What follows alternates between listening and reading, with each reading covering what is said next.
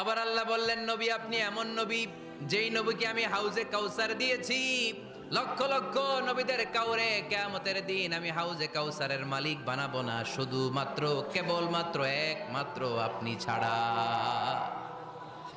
ইন্না আ'তাইনাকাল কাউসার ফাসাল্লি লিরাব্বিকা ওয়ানহার ইন্না শানিআকা হুয়াল আবতার। সুবহানাল্লাহ পড়ে।